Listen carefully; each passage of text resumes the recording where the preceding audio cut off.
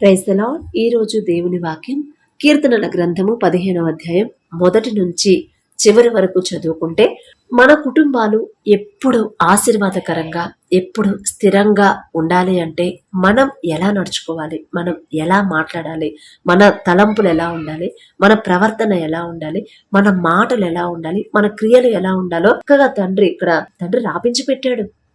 అందుకే ఈ వాక్యం చదువుకొని 15వ అధ్యాయం చదువుకొని ఆ ప్రకారంగా మన జీవితాలు ఒకవేళ ఇప్పటి వరకు లేకపోతే అలా మార్చుకుంటే చాలండి. ఇక మన కుటుంబంలో ఏ సమస్య రాదు. ఒకవేళ వచ్చినా తొందరగా తండ్రి పరిష్కారం చూపిస్తాడు. అయితే మనం ఎలా నడుచుకోవాలని తండ్రి కోరుకుంటున్నాడు.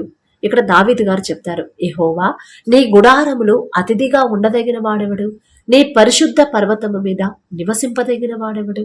తండ్రి దగ్గర మనం ఉండాలంటే, తండ్రి పాదాల దగ్గర ఆయన పరిశుద్ధ పర్వతం మీద మనం నివాసం ఉండాలంటే మనం ఎలా ఉండాలి, అసలు మనం ఎలా జీవిస్తే, మన జీవితాలు ఎలా ఉంటే దేవుని దగ్గర తండ్రి గుడారములో మనం అతిథులుగా అంట. మళ్ళీ అక్కడ పనిచేసే వాళ్ళలా కాదు, వాళ్ళ కింద పనిచేసే వాళ్ళకి కాదంట, సేవ చేసే వాళ్ళకి కాదు, అతిథులుగా. అతిథులు అంటే గెస్ట్లే కదా. అసలు ఇంత గొప్ప తండ్రి దగ్గర మనం గెస్టులుగా ఉండాలంటే అసలు మాటలా, అసలు ఆ మాట మనం అనుకోగలమా? అసలు ఆలోచన, ఆ తలంపులైనా ఆలోచించడానికి మనకు అర్హత ఉందా? అనుకుంటాం మనం, కానీ ఉంది అని దావీదు గారి ద్వారా తండ్రి రాపించి పెట్టాడు. అయితే మనం దేవుని దగ్గర అతిథులుగా ఉండాలంటే, దేవుని పరిశుద్ధ పర్వతం మీద మనం కూడా తండ్రితో పాటు ఉండాలంటే ఎలా ఉండాలంట? యథార్థమైన ప్రవర్తన కలిగి నీతిని అనుసరించుచు హృదయపూర్వకముగా నిజము పలుకువాడే మన ప్రవర్తన. అందుకే ప్రతిరోజు మనం ప్రార్థన చేసుకునేటప్పుడు కూడా నేను ఈ మాట ఖచ్చితంగా చెప్పాలి అని నా సొంత ఆలోచన కాదు, తండ్రి ఇచ్చిన తలంపే, దేవుని కృపను బట్టి చెప్పగలుగుతున్నాను. యథార్థమైన ప్రవర్తన, మన ప్రవర్తన ఎలా ఉండాలంట? యథార్థంగా ఉండాలి. మనం యథార్థంగా ఉంటున్నామా లేదా అనేది మీరు ఒక్కసారి గమనించుకోండి. మీ జీవితాన్ని ఒక్కసారి వెనక్కి, మీ ప్రవర్తన, మీ తలంపులు ఒక్కసారి మీరు ఆలోచించుకోండి. మీ హృదయ ఆలోచన ఎలా ఉన్నాయి? యథార్థమైన ప్రవర్తన కలిగి నీతిని అనుసరించుచు నీతిగానే ఉండాలి, నీతిగానే జీవించాలి. ఎంత కష్టం కలిగినా సరే నీతి మాత్రం తప్పిపోకూడదండి. మనం ఎంత నీతిగా జీవిస్తే అంత దగ్గర అవుతాం తండ్రికి. దగ్గర అవ్వడమే కాదు, తండ్రితో పాటు మనం ఆయన పరిశుద్ధ పర్వతం మీద ఆయనతో పాటు మనం నివసిస్తామంట. నిజంగా నా తండ్రితో పాటు నేను ఉండాలి అని నిజంగా కోరుకుంటే యథార్థంగా మీరు ప్రవర్తిస్తున్నారా లేదా? మీరు ఏ పని చేసినా అందులో యథార్థత ఉండాలి. వ్యాపారం చేసేవాళ్ళు అంటే అన్యాయంగా ఆ ధరలు అనేవి ఒక ధర ఉంటే ఇంకో ధర చెప్తా ఉంటారు. చాలా షాపుల్లో మనం చూస్తాం కదా. యథార్థత ఉందా? లేదు. యథార్థంగా జీవించాలి. ఎవరినైనా మనం మోసం చేయడం కానీ, ఎవరి దగ్గరన్నా తీసుకొని అది చెల్లించకపోవడం కూడా తప్పే. మన అవసరానికి వాళ్ళు డబ్బులు ఇచ్చారు, వాళ్ళకి ఇవ్వాలి. మనం చెల్లించకపోవడం కూడా అది దేవుడి నుంచి దూరం చేసిందంట. అలా వద్దు అని తండ్రి చెప్తున్నాడు. యథార్థంగా మీరు పనిచేసే దగ్గర కూడా యజమాని ఉన్నప్పుడేమో ఒకలాగా భయముగా పనిచేసి, యజమాని బయటకు వెళ్ళినప్పుడు కాస్త టైంపాస్ చేద్దాము అని రెస్ట్ తీసుకోవడం, అది కూడా తప్పే. యజమాని ఇప్పుడు మన మీద మేనేజర్ చూడకపోవచ్చు మనల్ని, కానీ మన తండ్రి చూస్తానే ఉంటాడు మనం ఎలా పని చేస్తున్నాము వాళ్ళ దగ్గర. అలా యథార్థమైన ప్రవర్తన కలిగి నీతిని అనుసరించుచు హృదయపూర్వకంగా నిజము పలకాలి. మనసులో ఒకటి పెట్టుకొని పైకి ఒకటి చెప్పకూడదు. ఎదుటోళ్ళు మనతో మాట్లాడుతూ ఉంటారు, వాళ్ళు మనకి ఏదో వాళ్ళు తప్పుదారిలో నడుస్తున్నారు అని మనకు తెలుసు. ఎందుకంటే మనకు బైబిల్ తెలుసు కాబట్టి. వాళ్ళు దారి తప్పిపోతున్నారు అని తెలిసి కూడా వాళ్ళు బాధపడతారేమో, వాళ్ళు ఫీల్ అవుతారేమో అని వాళ్ళని గద్దించకపోవడం కూడా తప్పే. హృదయపూర్వకముగా నిజము పలుకువాడే. నిజమే చెప్పాలి. అది తప్పైనా, అది ఎంత కష్టమైన పరిస్థితి అయినా సరే నిజము మాత్రమే పలకాలని నేను చెప్పట్లేదు, తండ్రి చెప్తున్నాడు. తండ్రి దావీదు గారి ద్వారా రాపించాడు. యథార్థమైన ప్రవర్తన, నా ప్రవర్తన ఎలా ఉంది, నేను నీతిగా జీవిస్తున్నానా లేదా, నా ప్రవర్తన ఎలా ఉంది, లోకస్తులాగా ఉన్నానా లేకపోతే దేవునికి దగ్గరగా దేవునికి ఇష్టంగా నా ప్రవర్తన ఉందా లేదా అని ప్రతిరోజు కూడా మనం పరిశీలన చేసుకోవాలంట. అట్టివాడు నాలుకతో కొండెములాడడు, తన చెలికానికి కీడు చేయడు, తన పొరుగువాని మీద నింద మోపడు. ఇప్పుడు అబద్ధాలు లేకపోతే ఏదో ఒక అవమానకరంగాను లేకపోతే వాళ్ళ మీద నిందలేస్తా ఉంటారు కదా, వాళ్ళు చేయని తప్పుడు కూడా వాళ్ళ మీద మోపుతా ఉంటారు. 10 మంది చెప్పారు, మనం చెప్తే ఏం కాదులే అనుకుని మనం చెప్పినా అది తప్పు. అది దేవుడి నుంచి మనం దూరం చేసిద్ది. ఇక దేవుడి నుంచి మనం దూరం అయితే ఇక జీవితం మనకు అవసరం. అందుకే నిజంగా మనం నీతి కలిగి జీవిస్తేనంట నాలుకతో కొండెములాడడు. అక్కడ మాటలు ఇక్కడ మాటలు అక్కడ చెప్పకూడదు. తన చెలికానికి కీడు చేయడు. మనతో పాటు మనల్ని నమ్మి మనతో పాటు నడిచే వాళ్ళని కీడు చేయకూడదు కదా. కొంతమంది అంటే జనరల్గా మనం వింటా ఉంటాము, నమ్మితే ఎంత మోసం చేశారు, నేను ఎంత నమ్మాను, నన్ను అంత మోసం చేశారు అంటారు. నమ్మితేనే కదా మోసపోయేదని చాలా చాలా సూక్తులు చాలా విషయాలు మనం చూస్తూ ఉంటాం. మాటలు మనం మాత్రం లోకమంతా ఎలాగైనా జీవించనివ్వండి. మన వాళ్ళు మనతో స్నేహం చేసే వాళ్ళు ఏ దారిలో వాళ్ళని గద్దించాలి, వాళ్ళని సరిచేయాలి. చెప్పినా వినకపోతే వాళ్ళు 100 మంది 100 దారులు నడిచినా కూడా మనం మాత్రం దేవుని దారిలోనే, తండ్రి చూపించిన దారిలోనే నడవాల్సిందే. తన చెలికానికి కీడు చేయడు. అంతమంది ఒక 10 మంది వచ్చి అరే పలానా వాళ్ళని మనం ఇలా చేద్దాము అలా చేద్దామని చెప్పినా కూడా నేను మాత్రం రానయ్యా, అది తప్పసలు. అది దేవుని దృష్టిలో మనం పాపం చేసిన వాళ్ళతో అలా చేయకూడదు అని మనం చెప్పాలి. వాళ్ళు చెప్పినా వినకపోతే వాళ్ళకి వచ్చే కీడు వాళ్ళకి వచ్చేసింది. మనం మాత్రం కీడు చేయకూడదు. తన పొరుగు వాని మీద నింద మోపకూడదు అని చెప్పుకున్నాం. అతని దృష్టికి నీచుడు అసహ్యుడు. చాలా చెడ్డ కార్యాలు చేస్తూ ఉంటారు చాలా మంది. అది తప్పు అని తెలిసి కూడా చేస్తూ ఉంటారు. చెప్పినా కూడా వాళ్ళ అలవాట్లు వాళ్ళ ప్రవర్తన మార్చుకోరు. అలాంటి వాళ్ళకి దూరంగా ఉండాలంట.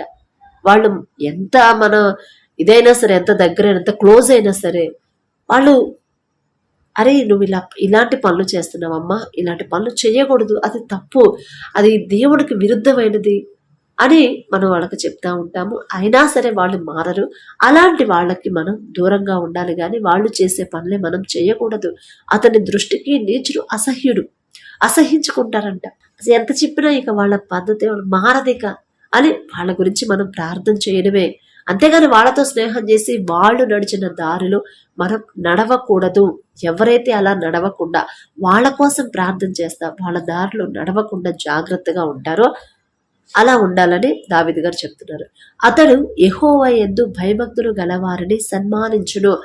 ఎవరైతే దేవుడు తండ్రి, ఇప్పుడు క్రిస్టియన్స్ అంటే మనం మాట్లాడుకుంటా ఉంటాం కదా, బయట ఎవరన్నా ఏదైనా ఆఫీసులో కొత్తగా జాబ్కి వెళ్ళామనుకోండి, అందరిని పరిచయం చేసుకుంటాం, కొలీగ్స్ని పరిచయం చేసుకున్న తర్వాత ఎవరైనా మేము క్రిస్టియన్స్ అంటే మనకి ఒకలాంటి ధైర్యము, ఒకలాంటి ప్రేమ అనేది వచ్చింది కదా. అంటే ఒకలాంటి ఫీలింగ్ వచ్చింది. అరే మీరు కూడా చర్చికి వెళ్తారా? ఏ చర్చికి వెళ్తారు? బైబిల్ చదువుకుంటారా? ఎలా చదువుతారు? ఎంతసేపు ప్రార్థన చేసుకుంటారు? ఒకలా ఆ సంతోషం, చెప్పలేని సంతోషం. మీకు అనిపించిద్దో లేదో నాకైతే తెలియదు, నాకు అనిపించిద్దండి. ఎక్కడన్నా వేరే ఊరు వెళ్ళినా, వేరే చోట ఎక్కడికైనా ఆఫీస్కి జాబ్కి వెళ్ళినా కూడా అక్కడ అందరిని పరిచయం చేసుకునేటప్పుడు క్రిస్టియన్స్ అన్నారంటే ఒకలాంటి సంతోషం అనేది వచ్చింది. ఎందుకంటే వాళ్ళు అంటే నా వాళ్ళు అనే ఫీలింగ్ అనేది వచ్చింది. అలాంటి వాళ్ళనంట అతడు యెహోవా యందు భయభక్తులు గలవారిని సన్మానించును. దేవుని నమ్ముకున్నారు అని చెప్తే చాలు, సంతోషం ఎందుకో తెలియదు. ఎందుకేముంది, మన తండ్రి ప్రేమ తెలుసుకున్నారనే సంతోషం వేసింది. వాళ్ళ మీద ఉన్న గౌరవం కూడా పెరిగిద్ది. వాళ్ళెవరో మనకు తెలియకపోవచ్చండి, ముక్కు మొహం తెలియకపోయినా, వాళ్ళు ఎక్కడుంటారో మనకు తెలియకపోయినా, ఫలానా వాళ్ళు ఇదిగో క్రిస్టియన్స్, వాళ్ళు చర్చికి వెళ్తారు, ప్రేయర్ చేసుకుంటారు అని చెప్తే మన సంతోషం వేసిద్ది, ఒకలాంటి గౌరవం అనేది కలిగిద్ది. మీకు అలా అనిపించిందో లేదు, అలా అనిపించిందంటే ఖచ్చితంగా మనకి తండ్రి మీద ప్రేమ ఉన్నట్టు, తండ్రికి మనం దగ్గరగా ఉన్నట్టు. అందుకే ఇక్కడ దావీదు గారు చెప్పారు, అతడు యెహోవా యందు భయభక్తులు గలవారిని సన్మానించును. అతడు ప్రమాణము చేయగా నష్టము కలిగినను మాట తప్పడు. ఇదిగో ఫలానా రోజు నీకు ఇంత అమౌంట్ నేను ఇస్తాను అని ఒప్పుకున్న తర్వాత ఒకవేళ ఆ అమౌంట్ ఆయనకి ఏర్పాటు కాకపోయినా కూడా వేరే చోట అయినా సరే తెచ్చి వాళ్ళకి ఇస్తానంట, మాట తప్పకుండా. నాకు నష్టమే, నేను వడ్డీకి తెచ్చైనా సరే నా మాట ఇచ్చాను కాబట్టి ఆ మాట నేను నెరవేర్చాలని అతడు ప్రమాణం చేయగా నష్టము కలిగినను మాట తప్పడు. ఇస్తానంటారు కొంతమంది, ఇవ్వరు. అడిగితేనేమో అందలేదయ్యా, మరి అందితే నేను ఇద్దాం అనుకున్నాను, నాకే అందకపోతే నేను ఎక్కడ తెచ్చేయను అంటాం. అలా అనడంట, అలా అనరంట. తన ద్రవ్యము వడ్డీకి ఇయ్యడు. వడ్డీలకు ఇస్తున్నాం కదా మనం, చాలా మంది వడ్డీకే ఇస్తారు. క్రిస్టియన్స్ కూడా, ప్రార్థన చేసేవాళ్ళు కూడా వడ్డీకి ఇస్తారు. వడ్డీకి ఇవ్వద్దని మనం చాలాసార్లు బైబిల్లో చదువుకున్నాము. వడ్డీకి ఇవ్వకూడదు అసలు. ఎందుకు? తండ్రి మనకి ఇచ్చాడు, మనల్ని ఆశీర్వదించి. అవసరతలో ఉన్న వాళ్ళకి ఇవ్వండి, వడ్డీకి మాత్రం వద్దు. ఆ ధర్మ వడ్డీకి ఇవ్వచ్చులే అంటారు, అది లోకపరంగానే వచ్చిన మాట కానీ బైబిల్లో రాపించి పెట్టలేదు తండ్రి. ధర్మ వడ్డీకి ధర్మంగా ఇవ్వచ్చులే అనుకుంటాము, మళ్ళీ మనం చేసిన తప్పుని సమర్థించుకుంటాం. అది అన్యులు, దేవుణ్ణి ఎరగని వాళ్ళకైతే అది వర్తించింది. మనకు తండ్రి కొన్ని రూల్స్ అండ్ రెగ్యులేషన్స్ పెట్టాడు. తన ద్రవ్యము వడ్డీకి ఇయ్యడు, వడ్డీకి ఇవ్వను. నేనైనా సరే, ఎంతైనా సరే, ఎంత అవసరతలో ఉన్నా కూడా, అబ్బాయి ఇలాంటి పరిస్థితుల్లో వాళ్ళకు గనుక వడ్డీకి, ఎంత వడ్డీకి ఇచ్చినా వాళ్ళు తీసుకుంటారు అని చాలా మంది అలాంటి పనులు చేసే వాళ్ళని నేను చూశాను. అలా చూసి వాళ్ళు నష్టపోవడం కూడా నేను చూశాను. మాకే వడ్డీకి ఇచ్చారు, మేము ఎంత దేవుని కృపను బట్టి ఎక్కడైనా డబ్బులు తీసుకున్నామంటే అది ఇచ్చిన దాకా మా నాన్న అస్సలు నిద్రపోడు. ముందు జీతం రాగానే ఫస్ట్ వాళ్ళకి వడ్డీ అయితే వడ్డీ, అసలైతే అసలు ఇచ్చిన తర్వాతే అప్పుడు ఇంట్లో వాడతాడు.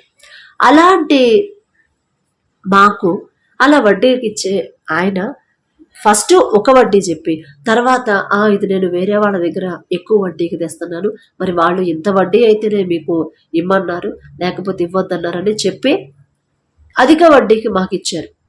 సరే, మా అవసరం అలాంటిది, తీసుకున్నాము. ఆయన అడిగినంత వడ్డీకి ఇచ్చాము. కానీ ఆయనకు ఎంత నష్టం వచ్చిందంటే, మేము కట్టిన దానికన్నా త్రిబుల్ నష్టం. ఇప్పుడు మేము ఒక 50,000 కడితే 50 × 3 ఎంత, అంత నష్టం కలిగింది ఆయనకి. తప్పు, అది చాలా తప్పు. వడ్డీకి ఇవ్వకూడదు, అసలు ఇవ్వద్దు. ఒకవేళ మీరు ఇప్పటిదాకా ఇస్తుంటే, మా అత్తమ్మ కూడా అంతే, ఆమెకు డబ్బులు వచ్చాయి. డబ్బులు వచ్చినప్పుడు ఏదో స్థలం అమ్మితే డబ్బులు వచ్చాయి. ఆ డబ్బులు వచ్చినప్పుడు మామూలుగా బ్యాంకులో వేసుకోవచ్చు కదా, లేకపోతే దగ్గర పెట్టుకోవడమో, లేకపోతే మామూలుగా ఇప్పుడు చేబోతులకు ఇవ్వచ్చుగా. వడ్డీకి ఇచ్చింది. వడ్డీకి ఇచ్చిన ఆయన ఒక 4 నెలలు 5 నెలలు కట్టాడు మంచిగా. తర్వాత కట్ల ఈ 3 సంవత్సరాల నుంచి వడ్డీకి ఇచ్చిన డబ్బులు రావట్లేదు. అడిగితేనేమో ఫోన్ ఎత్తడు. అరే, నాకు ఇబ్బందిగా ఉందయ్యా, ఇంట్లో కనీసం తినడానికి కూడా లేదురా, నేను పనిచేసే ఓపిక కూడా నాకు లేదయ్యా, పెద్ద ఆవిడ, నేను ఎట్లా తినాలిరా, నేను ఎలా ఉండాలంటే, ఎవరిని అడగాలి, ఎవరిస్తారు నాకంటే, ఎదిగో ఇస్తున్నా ఇదిగో ఇస్తున్నా అని ఎప్పుడుకో ఒకసారి ఒక 500, ఎప్పుడుకో ఒకసారి ఒక 1000 రూపాయలు అట్లా ఇస్తున్నాడంట. ఒకసారి అయితే అసలు ఒక 2 సంవత్సరాలు అయితే ₹1 కూడా ఇవ్వాల. ఫోన్ చేస్తే అతను, ఇంటికి వెళ్తే ఇంట్లో ఉండడు. ఇక నాకు చెప్పింది, అత్తమ్మ అసలు అయినా అలా ఎలా ఇచ్చావు నువ్వు? ఇంత ఉపవాసం ఉంటావు, ఇంత ప్రార్థన చేస్తావు, ఇంత భారంగా ప్రార్థన చేస్తావు, ఇంత కన్నీరు కారుస్తావు, ఇన్ని రోజులు ఉపవాసం ఉంటావు, 30 రోజులు 40 రోజులు ఉపవాసం ఉండి ప్రార్థన చేసుకుంది చేసే ఆవిడ.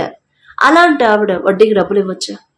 అసలు ఇవ్వకూడదు అని తండ్రి చెప్పిన తర్వాత కూడా మనమేంది, మన సొంత పెత్తనం చేసి లోకస్తులాగా ఏం కాదులే, ధర్మ వడ్డీ కదా అనుకుంటే తండ్రికి తెలియదంటారా?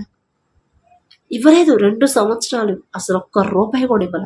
రోజు ఏడుస్తూనే ఉండిద్ది. నేను ఏడుస్తాను, నాకు ఫోన్ చేసి, అత్తమ్మ ఇంకొకసారి నువ్వు అలాంటి తప్పు చెయ్యొద్దు, అసలు అలాంటి పనులు చెయ్యొద్దు. తండ్రి నీకు ఏదో ఏ ఆధారం లేదు, పిల్లలు లేరు, భర్త లేడు, ఆమెకు ఒంటరిగా ఉండిద్ది, ఎవరు లేరని ఏదో ఒక దారి చూపించి నీకు సమృద్ధిగా ఇస్తే ఒకళ్ళ మీద ఆధారపడకుండా నువ్వు ఆ పనులు ఎలా ఎందుకు చేసావు? దేవునికి ఇష్టం లేని పని ఎందుకు చేసావు? పోనీ మనం ప్రార్థన చేసేవాళ్ళం కాదా? ఉపవాసం ఉండి ప్రార్థన చేసేవాళ్ళు అంటే దేవుడికి ఎంత స్పెషల్. మరి అంత స్పెషల్గా చూసే మనము లోకస్తులాగా మనం అట్లా వడ్డీలకు ఇచ్చి అలాంటి పనులు చేయొచ్చా? తండ్రి కోపం వచ్చింది. అసలు వడ్డీ అసలు వడ్డీ లేదు, అసలు లేదు, అసలు ఫోనే అతను ₹1 కూడా ఇవ్వాల. నువ్వు చేసిన తప్పు నువ్వు గ్రహించుకో. తండ్రి కోపం వచ్చింది దేవునికి.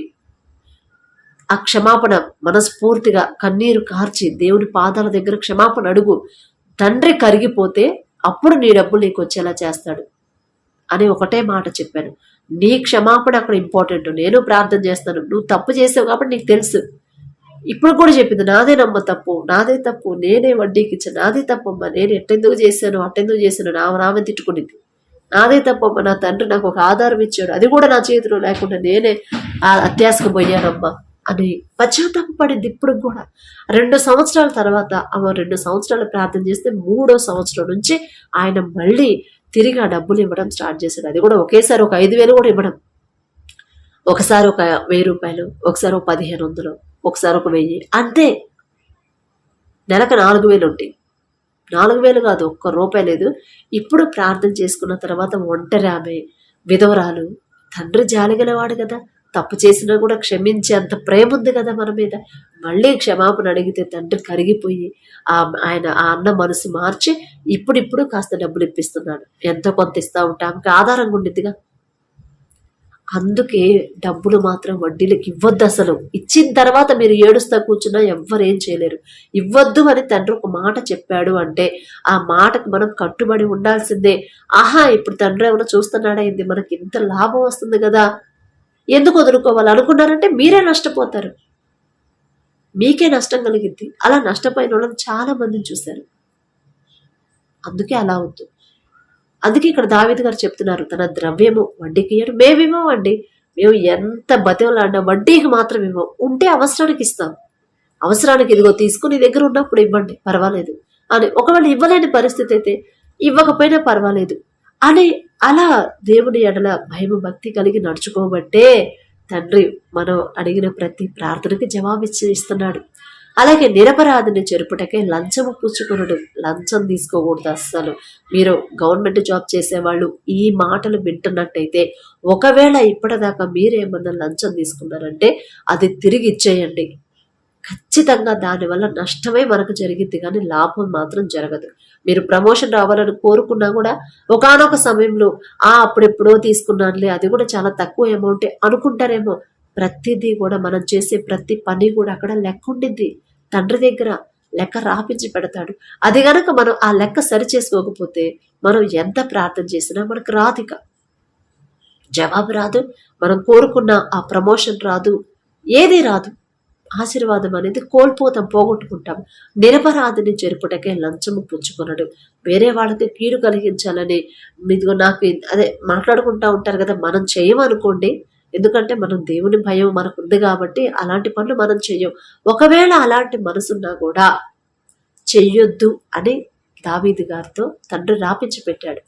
ఇలా ఉంటే ఈ ప్రకారము చేయువాడు ఎన్నడను కదల్చబడడు. ఇలా గనక ఉండగలిగితే, యథార్థమైన ప్రవర్తన కలిగి నీతిగా జీవిస్తా, హృదయపూర్వకముగా నిజము పలుకుతా, నాలుకతో కొండెమలాడకుండా, ఏ మాట పడితే ఆ మాటలు మాట్లాడకుండా, ఎక్కడ మాటలు అక్కడ మర్చిపోయి, తన చెలికానికి కీడు చేయకుండా, మనతో ఉండే వాళ్ళని మోసం చేయకుండా, తన పొరుగు వాని మీద నింద మోపకుండా, ఇదిగో పలానా వాళ్లే చేస్తారు, అసలు అక్కడ ఏం జరిగిందో తెలియదు, కానీ ఏదో జరిగినట్టు లేనిది ఉన్నట్టు చెప్తా ఉంటారు. అలాంటి నింద మోపొద్దు అని తండ్రి చెప్తున్నాడు. అలా మోపకుండా, అతని దృష్టికి నీచుల్ని అసహించుకుంటా, ఎన్నిసార్లు చెప్పిన మారడిక, ఎంత కఠినమైన హృదయమో, ఎంత భయంకరమైన ప్రవర్తన అనుకున్నా, అలా ఉన్న వాళ్ళకి దూరంగా ఉంటా, వాళ్ళ గురించి ప్రార్థన చేయాలి. కానీ వాళ్ళు చేసిన పనులు మాత్రం మనం దూరంగానే ఉండాలి. అతడు యెహోవా యందు భయభక్తులు గల వారిని సన్మానిస్తా. ఫలానా వాళ్ళు ప్రేయర్ చేసుకుంటారంటే, అరే ప్రార్థన చేసుకుంటారా, అబ్బా ఎంత సంతోషం, ఒక్కసారి వెళ్ళి వాళ్ళని కలిసి ఒక్కసారి వాళ్ళతో మాట్లాడాలని ఉంది అనే ఆశ కలిగింది నాకు కూడా. అలాంటి మనసు కలిగి ప్రమాణము చేయగా నష్టము కలిగినా కూడా మాట తప్పకుండా, ఇదిగో నీకు ఈ సహాయం చేస్తాను అంటే చేయాల్సిందే.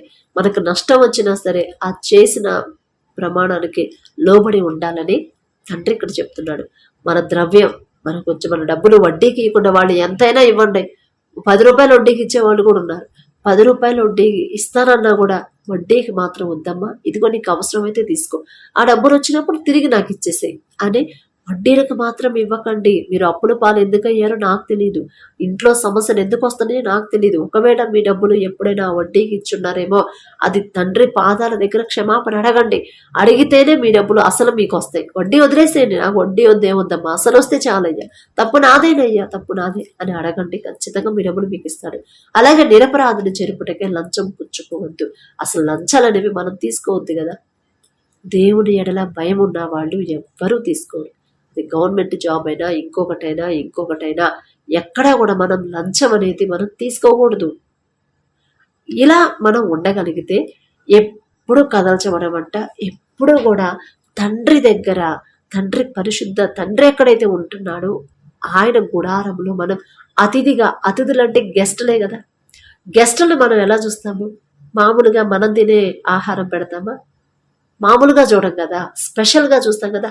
అలా స్పెషల్గా చూస్తాడంట తండ్రి. ఇలా ఈ కింద చెప్పిన విషయాలన్నీ కూడా మనం జాగ్రత్తగా నడుచుకుంటే గెస్టులేనంట మనం తండ్రికి అసలు ఇక మామూలు మనుషులనే మనం మామూలుగా చూడం. ఇక గెస్ట్లు మనకి మన ఇంటికి వచ్చారంటే ఎంత స్పెషల్గా చూస్తాం, అంత స్పెషల్ బ్లెస్సింగ్స్ తండ్రి మనకిస్తాడంట. కాబట్టి అలా తండ్రికి దగ్గర అవ్వండి. ఒక చిన్న ప్రార్థన చేసుకుందాం. కృపగల దేవా మీకే స్తోత్రం, రాజాది రాజా మీకే స్తోత్రం నా తండ్రి. మరి వాక్యం ద్వారా మాతో మాట్లాడిన దేవా మీకే స్తోత్రం నా కృప. ఒకవేళ మేము ఏదైనా విషయంలో మేము జారిపోతుంటే మిమ్మల్ని క్షమించండి నా తండ్రి. మిమ్మల్ని క్షమాపణ అడిగే అర్హత కూడా మాకు లేదయ్యా.